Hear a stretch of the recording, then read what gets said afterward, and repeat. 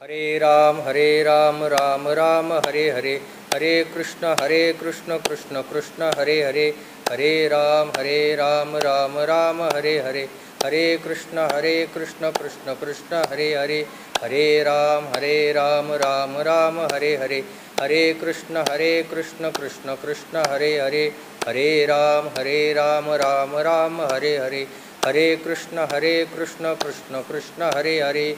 पुंडलीकवरदा हरिविठ्ठल, श्री ज्ञानदेव तुकाराम, पंढरीनाथ भगवान की जय, माऊली ज्ञानेश्वर महाराज की जय, जगद्गुरु संत तुकाराम महाराज की जय, स्वानंद सुख निवासी सद्गुरु जोग महाराज की जय, बोलो रे भाई सब संतन की जय।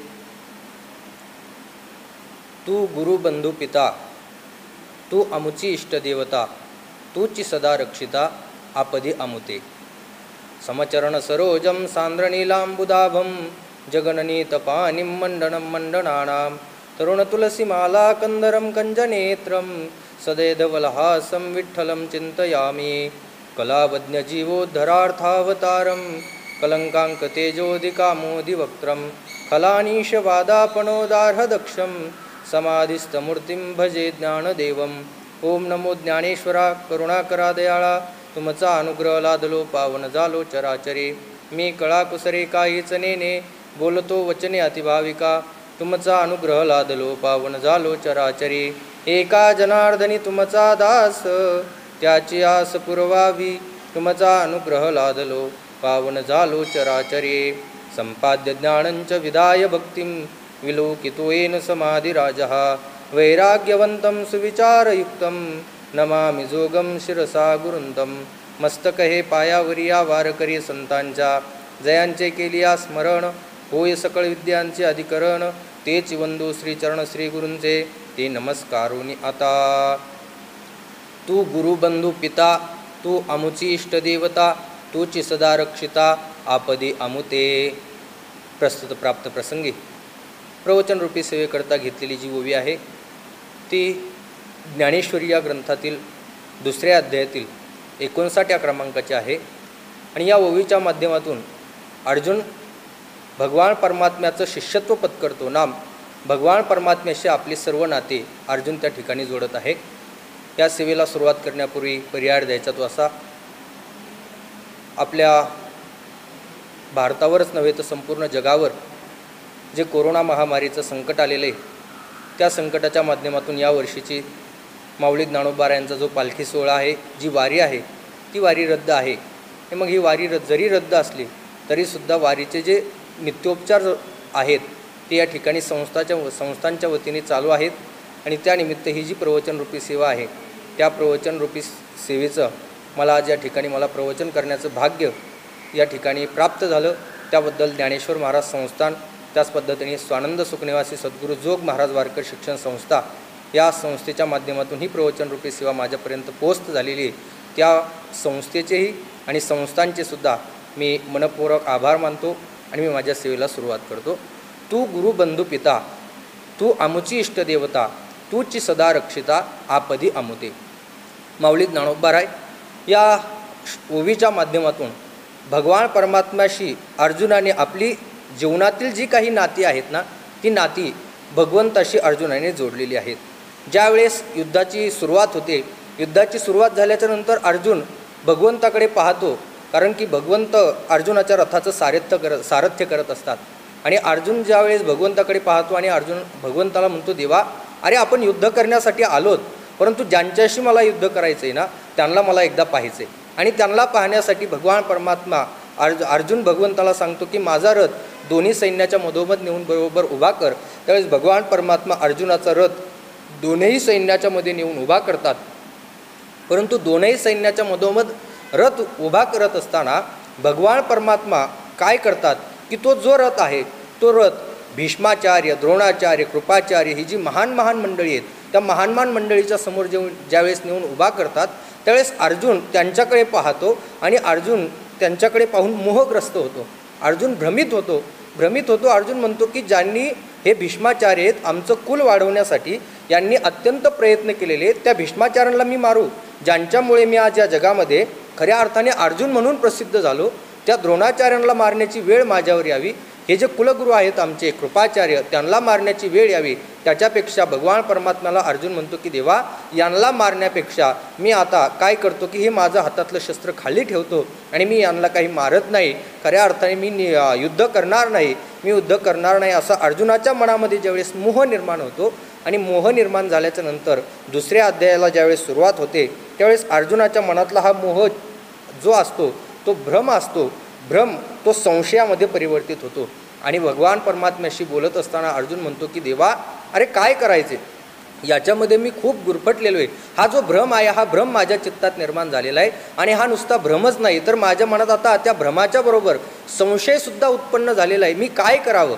काय केलं पाहिजेस खऱ्या अर्थाने देवा, कार्पण्य दोषोपहत स्वभाव पृष्ठामि त्वां धर्म सम्मूढ चेतः यच्छ्रेयस्या निश्चितं ब्रूहि तन्मे शिष्यस्तेहं शाधी मां त्वां प्रपन्नाम। देवा अरे मला काय करावं हे कळत नाही आहे, खऱ्या अर्थाने आता मी काय करतो, मी तुझं शिष्यत्व पत्करतो, शिष्यस्तेहं शाधी मां त्वां प्रपन्नाम, मी तुझं शिष्यत्व पत्करतो, तू मला खऱ्या अर्थाने या संशयातून या भ्रमातून या मोहातून तू मला बाजूला कर, असं म्हटल्याच्या नंतर हे वाक्य ज्यावेळेस अर्जुन बोलतो त्याचंच विश्लेषण करत असताना माऊली ज्ञानोबाराय खाली लिहितात, माऊली म्हणतात की अर्जुनाच्या मुखातलेच बोल माऊली सांगतात, माऊली म्हणतात की तू गुरु बंधू पिता, तू आमुची इष्टदेवता आणि तूची सदा रक्षिता आपदी आमुते। देवा तू माझा कोण आहेस, माझा कोण आहे म्हटल्याच्या नंतर तू माझाच नाही तर आमच्या पांडवांचा नवे या सगळ्या जगाचा जर कोण असशील ना तर तू गुरु आहेस। भगवान परमात्म्याला एकेरी भाषेत बोलण्याचा अधिकार जर कोणाचा असेल ना तर तो फक्त आणि फक्त अर्जुनाचा आहे महाराज, कारण की अर्जुनाचं भगवंतावर एवढं प्रेम होतं, भगवंताचं अर्जुनावर प्रेम होतं आणि अर्जुनाचं सुद्धा भगवंतावर प्रेम होतं, इतकं प्रेम होतं, किती प्रेम होतं, वरच्या याच ओवीच्या वरची ओवी सांगत असताना माऊली ज्ञानोबाराय सुंदर लिहितात, माऊली म्हणतात तरी श्रीकृष्णा तुवा जाणावे, निकेते आम्हा सांगावे, जे सखा सर्वस्व आगवे आम्हासी तू। भगवान परमात्म्याशी बोलत असताना अर्जुन म्हणतो की देवा आमचं खरं हित कशात आहे हे जर सांगणारा कोण असेल तर तू फक्त एकटाच आहे, सखा सर्वस्व आगवे आम्हासी तू। सखा भगवान परमात्म्याला बोलत असताना अर्जुन सखा नावाने संबोधतो, सखा म्हणतो, सखा आणि मित्र याच्यामध्ये फरक आहे बरं का, सखा कोणाला म्हणतात आणि मित्र कोणाला म्हणतात याचं जर विवेचन करायचं गेलं तर थोडक्यामध्ये सांगून जाईल, सखा त्याला म्हणतात की घेण्या देण्यामध्ये ज्याच्यामध्ये घेण्या देण्यातला व्यवहार होत असतो ना त्याला मित्र म्हटलं जातं, आणि सखा कोणाला म्हणतात ज्याच्यामध्ये फक्त आणि फक्त निरपेक्ष प्रेम असतं, निरतिशय प्रेम असतं ना त्याला खऱ्या अर्थाने सखा म्हटलं जातं। मित्रत्वाची लक्षणं सांगत असताना रामायणात रामप्रभू सांगतात, सुग्रीवाला सांगत असताना सांगतात, सुग्रीवा मित्रता कशाला म्हणतात, मित्रतेमध्ये घेण्या देण्यात कोणत्याही प्रकारचा व्यवहार नसतो, हे मित्रतेचं पहिलं लक्षण आहे। दुसरं लक्षण सांगत असताना सांगितलेलं आहे आपला मित्र जर वाईट मार्गाने जात असेल त्याला चांगल्या मार्गाला आणणं, हे मित्रतेचं दुसरं लक्षण आहे। आणि तिसरं लक्षण सांगत असताना सांगतात आपला मित्र जर संकटात असेल तर त्याला मदत करणं, हे मित्रतेचं तिसरं लक्षण आहे। हे मित्रत्वाची लक्षणं आहेत, परंतु सखा कोणाला म्हणतात, तो सखा त्यालाच म्हटलं जातं की जो आपल्यावरती निरतिशय भावनेने प्रेम करतो ना त्याला खऱ्या अर्थाने सखा म्हटलं जातं। ऐका, एक वाक्य तुम्हाला जाता जाता सांगून जाईल, ऐका, पैशाने जवळ येणारे जे असतात ना त्यांना मित्र म्हटलं जातं, ऐका बरं का, पैशाने जी जवळ येतात त्यांना मित्र म्हणतात, परंतु जे अंतकरणाने जवळ येत असतात त्याला खऱ्या अर्थाने सखा म्हटलं जातं। पैशाने तर कोणीही जवळ येईल हो, परंतु अंतकरणाने जो जवळ येत असेल ना त्याला खऱ्या अर्थाने सखा म्हटलं जातं। आणि भगवान परमात्म्याशी बोलत असताना अर्जुन म्हणतो की देवा तू आमचा कोण आहे, सखा सर्वस्व आमुचे, तू आमचा सखा सर्वस्व आगवे, तू आमचा सखा आहेस आणि सर्वस्व असणारा असा आहेस, त्यामुळे तू कोण आहेस तर भगवान परमात्म्याला अर्जुन म्हणतो की तू गुरु, तू आमचा गुरु आहेस। अर्जुन भगवान परमात्म्याशी एकेरी भाषेत बोलतो की तू म्हणतो, याचं कारण जर काय असेल तर भगवंताचं अर्जुनावर आणि अर्जुनाचं भगवंतावर किती प्रेम होतं हो। पहिल्या अध्यायामध्ये त्याचं वर्णन करत असताना माऊली ज्ञानोबारायांनी खूप सुंदर वर्णन केलेलं आहे। माऊली म्हणतात की देखा नवलतया प्रभूचे अद्भुत प्रेम भक्ताचे, जे सारथ्यपण पार्थाचे करी तू झाला। काय अर्जुनाचं आणि भगवंताचं प्रेम आहे पहा ना, माऊली ज्ञानोबाराय म्हणतात भगवंताचं नवल आहे, काय नवल आहे, देखा नवलतया प्रभूचे अद्भुत प्रेम भक्ताचे, एवढं प्रेम भक्ताचं नाम अर्जुनाचं भगवंतावर आहे की जे सारथ्यपण पार्थाचे करी तू झाला. अर्जुनाच्या रथाचे सारथ्य जर करायचं काम कोणी केलं असेल ना तर ते आमच्या भगवान श्रीकृष्ण परमात्म्याने केलं. म्हणून भगवंताला एकेरी भाषेत बोलत असताना अर्जुन म्हणतो की देवा तू तू तू कोण आहेस, तर तू गुरु आहेस, तू आमचा गुरुबंधू आहेस, तू आमचा गुरु आहेस. खऱ्या अर्थाने गुरु कोणाला म्हणतात व गुरुची अनेक लक्षणं सांगितलेली आहेत. गुरुचं लक्षण सांगत असताना माऊली ज्ञानोबाराय सांगत असताना सांगतात, माऊली म्हणतात फेडिता बंधनाचा ठावो. आपल्याला जो बंधनातून मुक्त करतो ना त्याला खऱ्या अर्थाने काय म्हणतात, गुरु म्हटलं जातं. बंधनापासून मुक्त करणारा किंवा वैकुंठवासी गुरुवर्य विठ्ठलबुवा घुले आम्हाला पाठामध्ये सांगत असताना बाबा एक वाक्य सांगायचे. बाबा म्हणायचे की या दारुण संसाराचं जो ज्ञान करून देतो, या दारुण संसाराचं जो ज्ञान करून देतो आणि या संसारातून जो मुक्त करतो ना त्याला खऱ्या अर्थाने गुरु म्हणतात. जो या संसाराचं ज्ञान करून देऊन या संसारातून मुक्त करतो त्याला खऱ्या अर्थाने गुरु म्हणतात. बाकीचे जे असतात ना बाकीच्यांना गुरु म्हणता येत नाही. बाकीचे जे गुरु असतात ते कसे गुरु असतात त्याचं वर्णन करतात. माऊलींनीच केले शिष्यशास्त्राचे नि विलासे मठादी मुद्रेचे निमिसे असं वर्णन केले. 10-5 शिष्य मागे 10-5 शिष्य पुढे यांना घेऊन जर तो गुरु फिरत असेल तर बुवा म्हणायचे, गुलेबाबा सांगायचे तो गुरु नाही तर तो भंपक गुरु आहे. असा गुरु नसतो. गुरु कोणाला म्हणतात, जो आपल्या शिष्याला या संसाराचं दारुण संसाराचं ज्ञान करून देतो आणि या संसारातून मुक्त करतो त्याला खऱ्या अर्थाने काय म्हणतात, गुरु म्हणतात. अर्जुन भगवंताला म्हणतो की देवा तू आमचा गुरु आहेस, गुरु आहेस. या जगामध्ये गुरु, जगद्गुरु, गुरु, श्रीगुरु आणि जगद्गुरु असे अनेक प्रकार आहेत. त्यामध्ये जगद्गुरु खऱ्या अर्थाने भगवान परमात्मा या जगाचे गुरु आहेत. या जगामध्ये तीन जगद्गुरु झाले. त्यातले सगळ्यात पहिले जगद्गुरु जर कोण असतील ना तर ते भगवान श्रीकृष्ण परमात्मा आहेत. वसुदेव सुतम देवम कंस चाणूरमर्दनम देवकी परमानंदम कृष्णम वंदे जगद्गुरुम. भगवान श्रीकृष्ण परमात्मा नुसते अर्जुनाचेच गुरु नाहीत तर या समस्त जगाचे गुरु आहेत. म्हणून भगवान परमात्मा हे एक जगद्गुरु आहेत. दुसरे जगद्गुरु जर कोण असतील ना तर ते दुसरे जगद्गुरु आहेत श्रीमद आद्य शंकराचार्य. जगद्गुरु शंकराचार्य हे दुसरे जगद्गुरु आहेत. आणि तिसरे जगद्गुरु जर कोण असतील तर जगद्गुरु तुका अवतार नामयाचा आणि संप्रदाय सकळाचा तेथून या जगद्गुरु तुकोबाराय, नवे माऊली ज्ञानेश्वर महाराज असतील, संत एकनाथ महाराज असतील, ही जी सकल संत मांदियाळी आहे ना ही सकल संत मांदियाळी ही एक तिसरी जगद्गुरु आहे.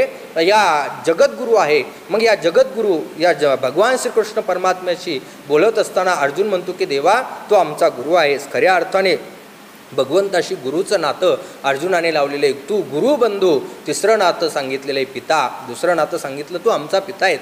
खऱ्या अर्थाने या जगाचा जर पिता कोण असेल ना तर तो फक्त आणि फक्त भगवान श्रीकृष्ण परमात्मा. नवे पंढरीश पांडुरंग परमात्मा या जगाचा पिता आहे. कृष्ण माझी माता, कृष्ण माझा पिता आणि बहीण बंधू चुलता कृष्ण माझा. खऱ्या अर्थाने माऊली ज्ञानोबाराय म्हणतात की सकळही गोत माझे पंढरीसी जाणा बाप रखमा देवरू विठ्ठलची जाणा, बाप रखमा देवरू विठ्ठलाचे आण. सगळं जे गोत आहे ना माझं ते सगळं गोत जर कोण असेल ना ते खऱ्या अर्थाने तो पंढरीश पांडुरंग परमात्मा आहे. खऱ्या अर्थाने तो भगवान परमात्मा आहे. या नाटाच्या अभंगामध्ये सांगत असताना जगद्गुरु तुकोबाराय म्हणतात, विठ्ठल बाप माय चुलता विठ्ठल भगिनी आणि भ्राता विठ्ठले विन चाड नाही गोता तुका म्हणे आता नाही दुसरे. खऱ्या अर्थाने भगवान परमात्मा आमचा पिता आहे. भगवान परमात्मा पिता आहे. त्वमेव माता च पिता त्वमेव त्वमेव बंधुश्च सखा त्वमेव त्वमेव विद्या द्रोणम त्वमेव सर्वम मम देव देव. खऱ्या अर्थाने भगवान परमात्मा हा आपला पिता आहे. त्वमेव माताच भगवान परमात्म्याला पदवी दिलेली आहे. नवे तो आहेच. देव आपला पिता आहेच. नाथ महाराज सुद्धा म्हणतात माय जगन्नाथ बाप जगन्नाथ अनाथाचा नाथ जनार्दन. खऱ्या अर्थाने या जगाची माय, या जगाचा बाप जर कोण असेल ना तर तो फक्त आणि फक्त पंढरीश पांडुरंग परमात्मा आहे. भगवान श्रीकृष्ण परमात्मा आहे. म्हणून अर्जुन देवाशी सांगत असताना बोलत असताना देवाला म्हणतो की देवा तू गुरुबंधू, तू पिता आहेस. तू आमचा कोण आहेस तर तू आमचा पिता आहे. आणि खऱ्या अर्थाने दुसरं आणखी एक सांगत असताना भगवान परमात्म्याला अर्जुन म्हणतो तू आमची इष्टदेवता. खऱ्या अर्थाने तू आमचं कोण आहेस तर इष्टदैवत आहेस. भगवान परमात्म्याला इष्टदेवता माऊली म्हणतात.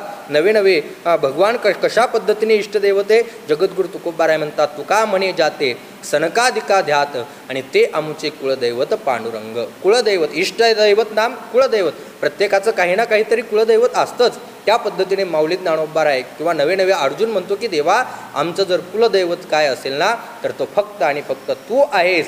माऊली जगद्गुरू तुकोबा राय म्हणतात विठ्ठल कुळीचे दैवत, विठ्ठल वित्त गोत चित्त, विठ्ठल पुण्य आणि पुरुषार्थ, आवडे मात विठ्ठलाची. खऱ्या अर्थाने आमचं कुलदैवत जर कोण असेल ना तर तो फक्त आणि फक्त तू कोण आहे? पंढरीश पांडुरंग परमात्मा आहे. तू आमची इष्टदेवता. अर्जुन म्हणतो देवा तू आमची इष्टदेवता आहे आणि तूच सदा रक्षिता आपदी आमुते. आमच्या सगळ्या आपदीमध्ये, आमच्या सगळ्या संकटामध्ये आमचं रक्षण करणारा जर कोण असेल ना तर देवा फक्त आणि फक्त तूच आहे रे. देवा तू आमचं रक्षण केलेलं आहेस. कशा पद्धतीने रक्षण केलं? भगवान परमात्म्याने संपूर्ण पांडवाचं 3 पद्धतीने 3 काळामध्ये 3 टप्प्यामध्ये रक्षण केलेले. कोणत्या 3 टप्पे आहेत? त्यातला पहिला टप्पा सांगत असताना असा आहे की युद्धाच्या अगोदर भगवंताने पांडवांचं रक्षण केलं. दुसरा टप्पा आहे युद्धामध्ये भगवंताने पांडवांचं रक्षण केलं. आणि तिसरा टप्पा आहे युद्ध झाल्याच्या नंतर सुद्धा भगवंताने पांडवांचं रक्षण केलं.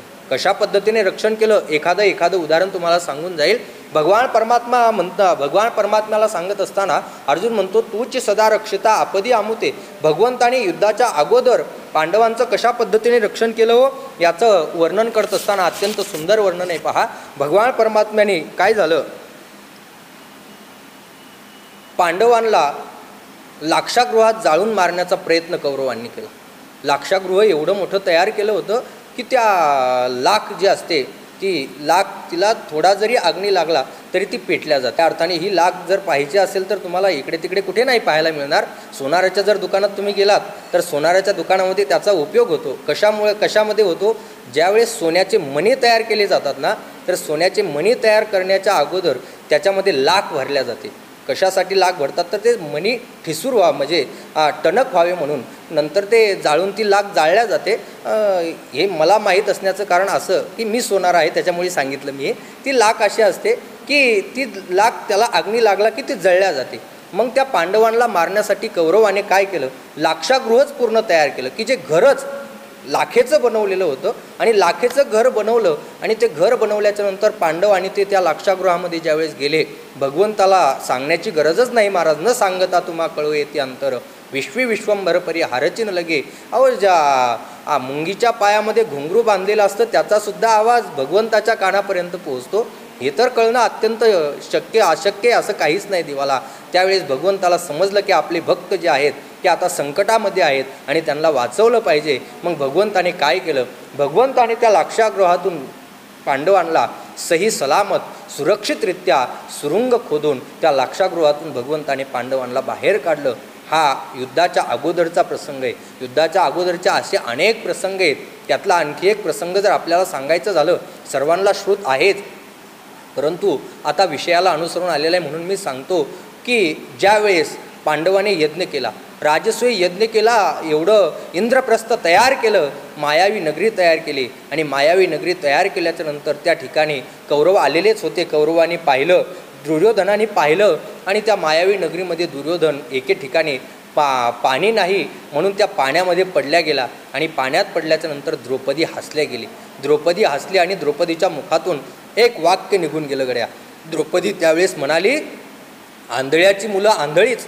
एवढंच एक वाक्य त्या दुर्योधनाने डोक्यामध्ये ठेवलं आणि तो म्हटला की या हसण्याचा आणि या वाक्याचा मी एक दिवस बदला घेतल्याशिवाय राहणार नाही.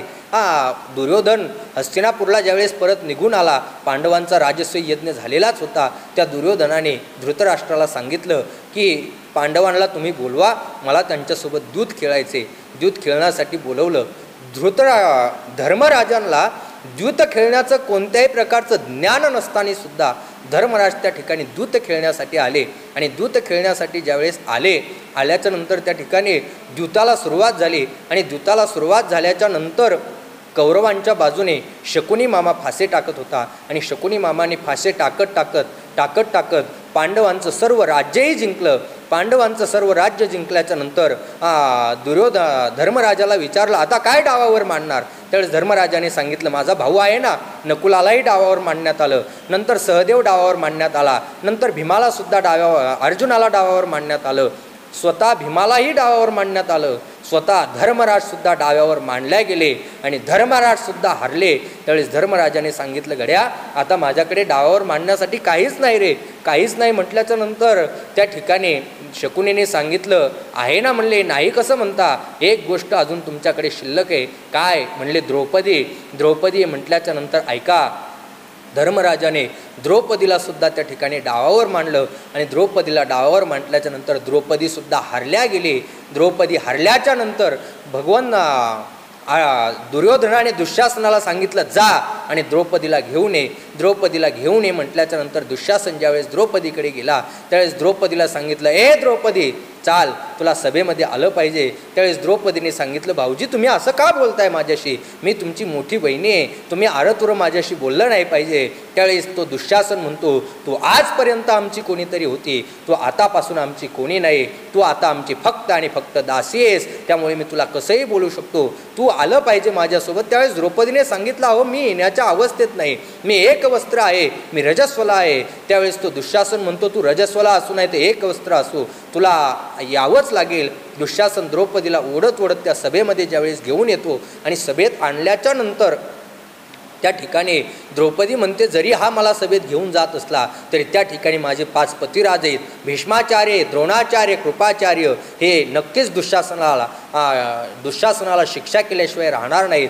ज्यावेळेस आणल्या जातं 5ही पती आपल्या मानाखाली घालतात आणि 5ही पती मानाखाली ज्यावेळेस घालतात ना त्यावेळेस भीष्माचार्यांकडे पाहिलं जातं. त्यावेळेस भीष्माचार्यसुद्धा आपली मान खाली घालतात, द्रोणाचार्य आपली मान खाली घालतात, कृपाचार्य खाली मान घालतात. त्यावेळेस भीष्माचार्यांना द्रौपदी म्हणते की, भीष्माचार्य तुमच्या देखत तुमची कुलवधू या दरबारामध्ये अशी आणल्या जाते. त्यावेळेस भीष्माचार्य म्हणतात, याच्यामध्ये माझा काहीच दोष नाही, याच्यामध्ये सगळा तुझ्या पतीचा दोष आहे. तुझ्या पतीने तुला डावावर मांडलं आणि तू हारल्या गेला. त्यावेळेस त्या द्रौपदीने भीष्माचार्यांना विचारलं की, माझ्या पतीने आणखी काय काय वस्तू हरल्या, काय काय वस्तू ते डावावर त्यांनी मांडल्या. त्यावेळेस द्रौपदीला सांगितलं, तुझ्या पतीने सगळं राज्यही हरवलं, सगळं राज्य डावावर मांडलं होतं, 5ही भाऊ ते स्वतः डावावर मांडले गेले, ते सुद्धा हरले गेलेले आहेत आणि शेवटी तुला डावावर मांडलं. त्यावेळेस द्रौपदीने विचारला प्रश्न, भीष्माचार्य मला डावावर मांडण्याच्या अगोदर माझे पती धर्मराज ते डावावर मांडले होते ना. हो, ते सुद्धा डावावर मांडले होते, मग ते हरले होते का जिंकले होते. त्यावेळेस भीष्माचार्याने सांगितलं, तुझे धर्मराज पती हे सुद्धा हरले होते. त्यावेळेस द्रौपदी म्हणते, जर माझे पती हरले असतील तर त्यांना मला डावावर मांडण्याचा काय अधिकार, हरलेल्या माणसाचा दुसऱ्या व्यक्तीवर अधिकार असू शकतो का, या प्रश्नाचं तुम्ही मला उत्तर द्या. त्यावेळेस द्रौपदी भीष्माचार्यांना हे बोलते. भीष्माचार्यांचा नाविलाज होतो. दुर्योधन दुःशासनाला सांगतो, तिचं वस्त्र साडी जी आहे ती फेडण्यासाठी सुरुवात कर. आणि त्या ठिकाणी ज्यावेळेस दुःशासन हात घालतो ना, दुःशासन हात घातल्याच्या नंतर एवढे साडी ओढण्याचा प्रयत्न करतो. ती द्रौपदी शेवटी सगळ्यांकडे पाहते, कोणीही मदतीला येत नाही ना. शेवटी भगवंताचा धावा करते, कोठे गुंतलासे द्वारकेच्या राया, वेळ का सकेया लावी येला देवा, अरे कुठे आहेस, काय वेळ लावलास, ये ना. भगवान परमात्मा त्या ठिकाणी येतात आणि काय करतात, द्रौपदी पांचाळी सभे माझी आणली आणि वस्त्र हरणे वस्त्रे कैशी झाली माऊली. भगवान परमात्मा स्वतः वस्त्र पुरवले नाही तर भगवंताने स्वतः वस्त्र अवतार घेतला गेला. भगवान परमात्मा तो दुःशासन एवढे वस्त्र त्यांनी ओढले, एवढे वस्त्र त्यांनी ओढले, शेवटी तो दुःशासन थकला गेला. परंतु भगवान परमात्मा जे आहे होते वस्त्र अवतार घेतला होता ना, द्रौपदीला वस्त्र कमी पडू दिलं नाही. म्हणजे युद्धाच्या अगोदर सुद्धा भगवंताने पांडवांचं रक्षण केलं. तूच सदा रक्षिता आपदी अमुते, युद्धाच्या पूर्वी भगवंताने पांडवांचं रक्षण केलं, युद्धामध्ये सुद्धा भगवंताने पांडवांचं रक्षण केलं. कशा पद्धतीने माऊली म्हणतात, आम्हा घाली पाठीकडे आणि आपण कळी काळासी घडी. आम्हाला पाठीकडे अर्जुनाच्या भगवान परमात्मा पुढे होते, अर्जुन भगवंताच्या पाठीमागे होतो. आम्हा घाली पाठीकडे आपण कळी काळासी भिडी, किंवा मागे पुढे उभा राहे सांभाळीत आणि आलिया आघात निवाराय, किंवा देव उभा मागे पुढे उगवी कोडे संकट. भगवान परमात्मा युद्धामध्ये अर्जुनाच्या पुढे उभा होता आणि अर्जुनाचं युद्धामध्ये भगवंताने रक्षण केलं होतं. झालं काय की ज्या वेळेस 5-6 दिवस झाले युद्धाला, कौरवाकडच्या असंख्य अगणित वीर मारले गेले, परंतु पांडवांचा एकही वीर ज्यावेळेस मारला गेला नाही, दुर्योधनाला राग आला आणि दुर्योधन भीष्माचार्यांच्या त्या तंबूमध्ये आले आणि म्हणले भीष्माचार्याला, दुर्योधन म्हणतो की तुम्ही राहताय आमच्याकडे, खाताय आमच्याकडे, परंतु मनाने मात्र तुम्ही पांडवांकडून आहात. आजपर्यंत आपलं एवढं सैन्य मारल्या गेलं, परंतु अजून पांडवांचा एकही योद्धा, एकही वीर मारला गेला नाही. ज्यावेळेस असं बोलले ना, असं बोलल्याच्या नंतर त्या ठिकाणी भीष्माचार्यांनी प्रतिज्ञा केली, उद्या सूर्योदयाच्या अगोदर मी ही निष्पांडवी पृथ्वी करेल. सगळीकडे बातमी पसरल्या गेली आणि सगळीकडे बातमी पसरल्याच्या नंतर आता करायचं काय म्हटल्याच्या नंतर पांडवांकडे ज्यावेळेस ही बातमी समजल्या गेली ना, सगळे पांडव चिंतेत होते. भगवान परमात्मासुद्धा बसलेले होते. परंतु झालं काय, अर्जुन जो होता ना, तो अर्जुन भगवंताच्या मांडीवर डोकं अर्जुनाचं होतं आणि अर्जुन झोपला होता. नुसताच झोपला नव्हता, घोरत होता, एवढा शांत झोपला होता. त्यावेळेस भगवंताने अर्जुनाला हलवलं आणि जागं केलं. अरे म्हणले, झोपतो काय? भीष्माचार्यांनी प्रतिज्ञा केली उद्या निष्पांडवी पृथ्वी करणार आणि तू खुशाल झोपा घेतोय. त्यावेळेस भगवंताला अर्जुनाने सांगितलं, देवा, अरे तू जागा असताना मला जागा राहण्याची काय गरज आहे? तू जागा आहेस ना, तू करशील बरोबर, तुला काळजी आहे रे माझी, तुला काळजी आमची. त्यावेळेस भगवंताने काय केलं, द्रौपदीला भीष्माचार्यांच्या शिबिरामध्ये घेऊन गेले. हातामध्ये द्रौपदीला उचलून नेलं आणि त्या ठिकाणी द्रौपदीला सांगितलं भीष्माचार्यांचं फक्त दर्शन घ्यायचं. भीष्माचार्याचं द्रौपदीने दर्शन घेतलं. बांगड्यांचा आवाज झाला. भीष्माचार्यांनी आशीर्वाद दिला, सौभाग्यवती भव. त्यावेळेस भीष्माचार्याला द्रौपदी म्हणते, पितामह, हा आशीर्वाद या जन्मीचा का पुढच्या जन्मीचा? कारण की उद्या निष्पांडवी पृथ्वी करण्याचा तुम्ही प्रतिज्ञा केलेली आहे आणि तुम्ही मला आशीर्वाद देताय, सौभाग्यवती भव. त्यावेळेस भीष्माचार्यांनी सांगितलं, तुला इथं आणलं कोणी? अगोदर मला सांग. ज्यावेळेस भगवान परमात्म्याकडे पाहिलं त्यावेळेस भीष्माचार्य म्हणतात, देवा, अरे मी एकटाच भीष्म काय, माझ्यासारखे असंख्य जरी भीष्म आले ना तरीसुद्धा पांडवांचं काहीही होऊ शकत नाही, कारण तू त्यांच्यासोबत आहेस, तू त्यांच्यासोबत आहे. युद्धामध्ये असताना भीष्माचार्यांचं आणि अर्जुनाचं ज्यावेळेस युद्ध सुरू झालं, आता भगवंताला समजलं की या बाणाने अर्जुनाचा निपात होणार. भगवंताने काय केलं, रथातून खाली उडी टाकली, आपल्या हातामध्ये चक्र घेतलं, चाक घेतलं रथाचं तुटलेलं आणि भीष्माचार्यावर धावून गेले.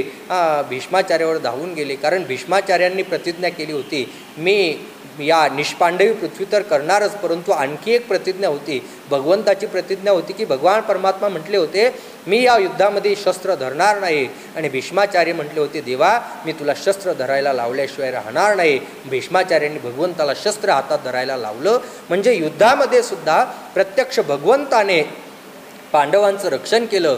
तूच सदा रक्षिता आपदी आमुते. आणि शेवटी युद्ध झाल्याच्या नंतरसुद्धा पांडवांचं रक्षण भगवान परमात्म्याने केलं. कशा पद्धतीने केलं सांगू का? युद्ध झाल्याच्या नंतरसुद्धा भगवंताने पांडवांचं रक्षण केलं. कशा पद्धतीने? संपूर्ण युद्ध झालं, सगळे कौरव मारल्या गेले, शेवटी फक्त दुर्योधन जिवंत राहिला. दुर्योधनाने जिवंत राहिल्याच्या नंतर तो पाण्याच्या सरोवरामध्ये एका ठिकाणी लपून बसला आणि लपून बसल्याच्या नंतर सगळे त्या ठिकाणी गेले. आवाज दिला त्या दुर्योधनाला, अरे लपतो काय, भ्याडासारखा बाहेर ये, युद्ध कर. तो दुर्योधन ज्यावेळेस बाहेर आला, आता युद्ध करायचं, मी एकटाच आहे. गदा युद्ध करण्याचं ठरलं. कोणासोबत करणार? भीमासोबत गदा युद्ध करण्याचं ठरलं. परंतु त्याच्या आदल्या रात्रीचा प्रसंग असा होता, तो जो दुर्योधन होता ना, तो दुर्योधन आपल्या आईकडे नाम गांधारीकडे आला होता आणि गांधारीला त्याने विचारलं की सगळे तर गेलेत, मी एकटाच जिवंत आहे, परंतु मी वज्रदेही होईल, असं काहीतरी तुम्हाला सांग. त्यावेळेस गांधारीने सांगितलं, मी ज्यावेळेस सांगेल ना त्यावेळेस तू माझ्याकडे दिगंबर अवस्थेमध्ये आलं पाहिजे.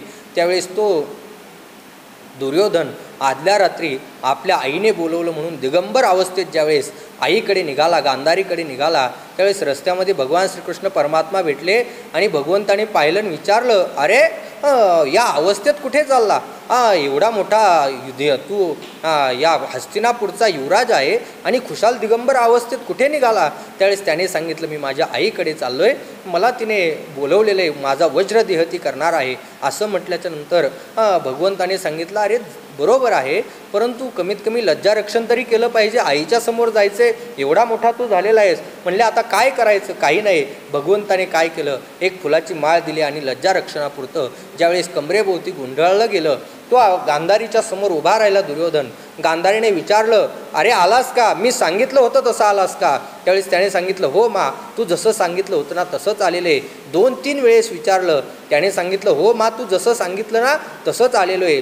गांधारीने आपल्या डोळ्यावरची पट्टी उघडली आणि त्या दुर्योधनाकडे ज्यावेळेस नख शिखांत पाहिलं त्यावेळेस त्या दुर्योधनाचा संपूर्ण देह वज्रदेह झाला होता. गांधारीने शेवटी डोळ्यावरती पट्टी बांधली आणि विचारलं, म्हणले, का रे, तुझा सगळा देह वज्रदेह झालेला आहे, परंतु जेवढा कमरेभोवतीचा भाग आहे ना तेवढा मात्र कच्चा राहिला आणि तिथंच तुझा घात होणार आहे म्हटले. आणि भीमासोबत ज्यावेळेस गदायुद्ध सुरू झालं ना, त्या गदायुद्धामध्ये कितीही मारलं तरी दुर्योधन ज्यावेळेस मरत नव्हता त्यावेळेस भगवंताने भीमाकडे इशारा केला, मांडीवरती इशारा केला आणि सांगितलं, मांडीवर मार. हा इशारा ज्यावेळेस भीमाने पाहिला ना, त्या मांडीवरती मारली गदा आणि त्या दुर्योधनाला गतप्राण केलं.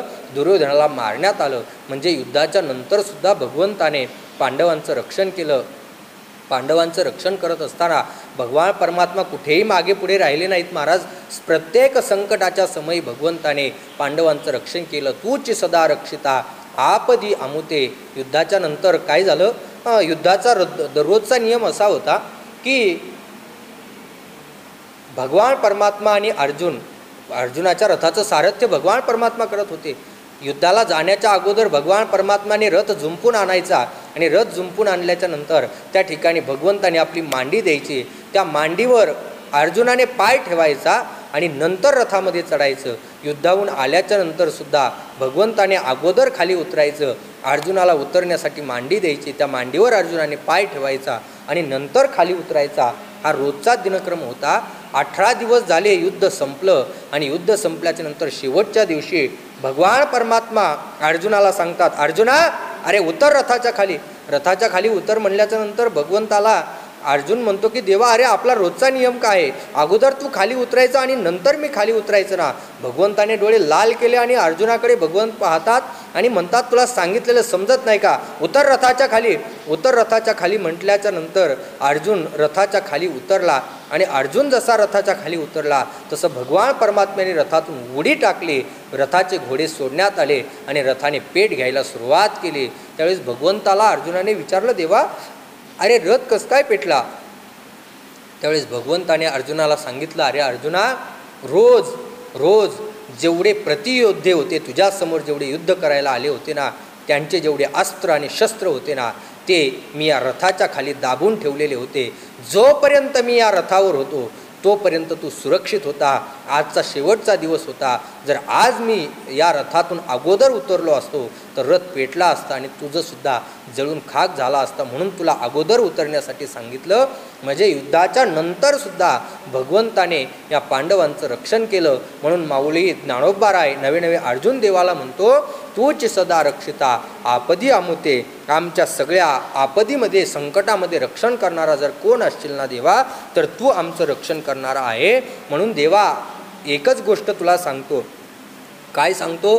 की तू गुरु बंधू पिता, तू आमुची इष्टदेवता, तूची सदा रक्षिता आपदी अमुते. आमचं रक्षण करणारा आमचा गुरु बंधू पिता, आमची इष्टदेवता, सगळं हे तूच असल्यामुळे आता या संशयातून, या मोहातून, या भ्रमातून तू मला काय कर, मुक्त कर. तरी उचित काय आम्हा, हे जे व्यभिचरेना धर्मा, ते झड करी पुरुषोत्तमा. सांग आता देवा, अरे काय उचित आहे, काय अनुचित आहे, काय खरं आहे, काय खोटं आहे, काय सत्य, काय असत्य, धर्म काय, अधर्म काय, नीती काय, अनिती काय, याचा निवाडा आम्हाला तर काही करता येईना, मला तर काही करता येईना देवा. म्हणून तरी उचित काय आम्हा, जे व्यभिचरेना धर्मा, ते झडकरी पुरुषोत्तमा. सांग आता जे चांगलं असेल, जे योग्य असेल ना, ते आता तू देवा आम्हाला सांग. अशा प्रकारची विनंती अर्जुन भगवान परमात्म्याकडे करतो. भगवान परमात्म्याशी बोलत असताना अर्जुन म्हणतो की देवा, आता तू मला सांगितलं पाहिजे, कारण सांगणारा जर कोण असेल तर तो फक्त आणि फक्त तूच आहेस.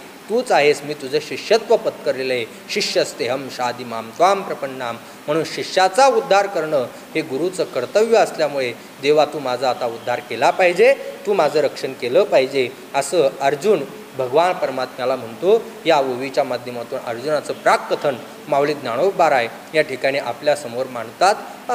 या माऊलीच्या मंदिरामध्ये हा माऊलीचा सोहळा, पालखी सोहळा दरवर्षीप्रमाणे याही वर्षी चालू आहे. आणि जसं भगवान परमात्म्याला अर्जुन म्हणतो की आपदी रक्षिता, आमच्या आपदेमध्ये, आमच्या संकटामध्ये तूच आमचं रक्षण करणार आहे, तसं आपल्यालासुद्धा, आपल्या या जगावरसुद्धा कोरोना नावाचं एक महामारीचं संकट, खूप मोठं संकट आपल्या जगावरसुद्धा आलेलं आहे. म्हणून या संकटातून रक्षण करणारा जर कोण असेल ना, तर तो सुद्धा भगवान परमात्माच आहे, माऊली ज्ञानोबारायच आहेत. म्हणून आपण सुद्धा त्या पंढरीश पांडुरंग परमात्म्याकडे, माऊली ज्ञानोबारायाकडे, जगद्गुरु तुकोबारायाकडे, सकल संतांकडे एकच प्रार्थना करूया की या संकटातून आम्हाला तुम्ही सुद्धा काय करा, आमचं रक्षण करा, अशी भगवंताकडे, माऊली ज्ञानोबारायाकडे आपण प्रार्थना करूया.